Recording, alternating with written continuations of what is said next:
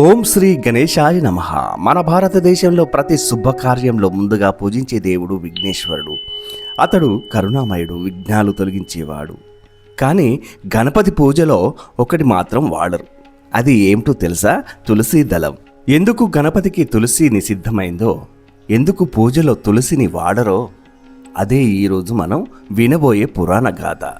ఒకసారి గణపతి పవిత్రమైన గంగా నది తీరాన దీర్ఘకాలంగా తపస్సు చేస్తున్నాడు. ఆకాశం ఎర్రటి కాంతితో ప్రకాశిస్తోంది. గంగ తరంగాలు నెమ్మదిగా ప్రవహిస్తున్నాయి. అక్కడ గణపతి కాషాయ వస్త్రాలు ధరించి రుద్రాక్షమాల వేసుకొని కళ్ళు మూసుకొని ధ్యానంలో మునిగిపోయాడు. ఆ ప్రశాంత వాతావరణంలో ఒక్కసారిగా ఒక పవిత్ర కాంతి ప్రత్యక్షమైంది. ఆమె ఎవరో తెలుసా? ఆమె తులసీదేవి. ఆమె అసలు పేరు బృందాదేవి. ఆమె రూపం దివ్యంగా మెరుస్తుంది. పచ్చటి వస్త్రాలు, బంగారు ఆభరణాలు, చుట్టూ పవిత్ర కాంతి.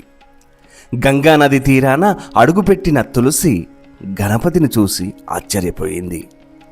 ఆ క్షణం ఆమె హృదయం గణపతి వైపు భక్తితో, ప్రేమతో నిండిపోయింది. ఈయనే నా జీవిత భాగస్వామి కావాలి అని ఆమె మనసు తెలుపుతుంది.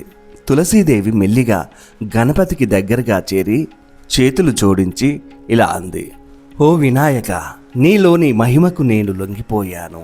నువ్వే నా భర్త కావాలి, నువ్వే నా సహచరుడు కావాలి, నీతోనే నా జీవితం కలిసిపోవాలి. ఆమె మాటల్లో భక్తి ఉంది, ప్రేమ ఉంది, కానీ అదే సమయంలో బలమైన కోరిక కూడా ఉంది. ఆ మాట విని గణపతి కళ్ళు మెల్లగా తెరిచాడు. శాంతమైన చూపుతో తులసిని చూసి చిరునవ్వు నవ్వాడు.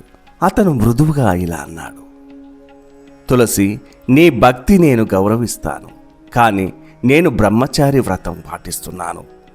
నేను వివాహం చేసుకోను, నీ కోరికను తీర్చలేను.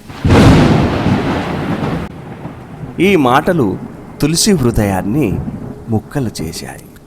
గణపతి నిరాకరించగానే తులసి ముఖం కోపంతో నిండిపోయింది. ఆమె ఆవేశంగా ఇలా శపించింది: గణపతి దేవా, నువ్వు నా ప్రేమను నిరాకరించావు, తిరస్కరించావు, కానీ నువ్వు కూడా పెళ్లి చేసుకోకుండా ఉండలేవు. నీ వివాహం తప్పనిసరిగా జరుగుతుంది, నీ బ్రహ్మచర్యం పటాపంచలవుతుంది. ఆమె అన్న ఆ మాటకు ఆకాశం కంపించింది. తులసి మాటలు విన్న గణపతి ముఖం కఠినమైంది. అతను శపించాడు: తులసి, నువ్వు నన్ను శపించావు, కానీ నువ్వు కూడా శాపం నుండి తప్పించుకోలేవు. నువ్వు ఒక అసురునికి భార్యవు అవుతావు. ఈ శాపం విన్న తులసి హృదయం గడ్డకట్టినట్టయింది. గణపతి శాపం ప్రకారం తులసి తర్వాత శక్తివంతమైన అసురుడు శంఖచూడుని పెళ్లి చేసుకుంది. శంఖచూడు చాలా ధైర్యవంతుడు, కానీ దేవతలకు శత్రువుగా మారాడు. తులసి అతని పక్కన ఉండి భార్య ధర్మాన్ని అనుసరిస్తుంది. కానీ ఇది ఒక మహత్తరమైన సంఘటనకు నాంది మాత్రమే. కాలం గడిచింది. శంఖచూడు తన బలాన్ని పెంచుకొని దేవతలను సవాలు చేయసాగాడు. అతని శక్తి పెరుగుతూ, అహంకారము పెరుగుతూ వచ్చింది. ఒక దుష్ట శక్తిగా మారాడు. దేవతలు భయంతో వణికిపోయారు. అప్పుడు పరమశివుడే ముందుకు వచ్చాడు. మహాదేవుడు త్రిశూలం ఎత్తి శంఖచూడుడితో యుద్ధం చేశాడు.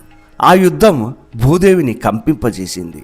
అఖండమైన శక్తి ప్రదర్శనలో చివరకు శివుడు శంఖచూడుని సంహరించాడు. ఆ దృశ్యం చూసి తులసి గుండె పగిలిపోయింది.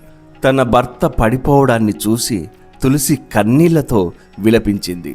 ఆమె కేకలు గంగా తీరమంతా వ్యాపించాయి.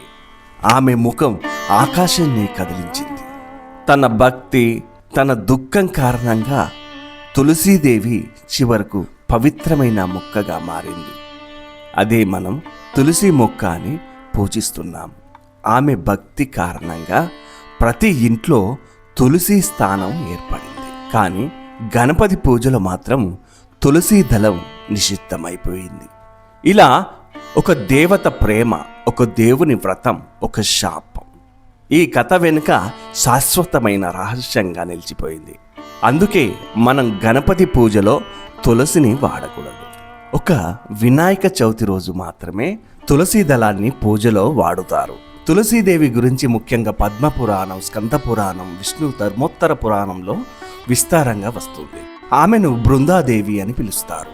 బృందాదేవి ధర్మరాజు కుమార్తెగా పుట్టింది. ఆమె భక్తి, పవిత్రం, శుద్ధతకు ప్రసిద్ధి. చిన్నప్పటి నుండి విష్ణుదేవుని యొక్క పరమ భక్తురాలు. తపస్సు చేసి శ్రీ మహావిష్ణువు నుండి వరప్రాప్తి పొందింది. నువ్వు పవిత్రతకు ప్రతీక అవుతావు, నిన్ను పూజించేవారు పాప విమోచనం పొందుతారు అని విష్ణుమూర్తి ఆశీర్వదించాడు. ఓం గణేశాయ నమః. ఇది ఈ వీడియోలో చెప్పుకున్నటువంటి కథ. ఈ కథ మీకు నచ్చినట్టయితే లైక్ చేయండి, షేర్ చేయండి. మీ అభిప్రాయాన్ని కామెంట్ రూపంలో చెప్పండి. ఎప్పటికప్పుడు చిత్రకళలోకం ఛానల్ను ఫాలో అవ్వండి.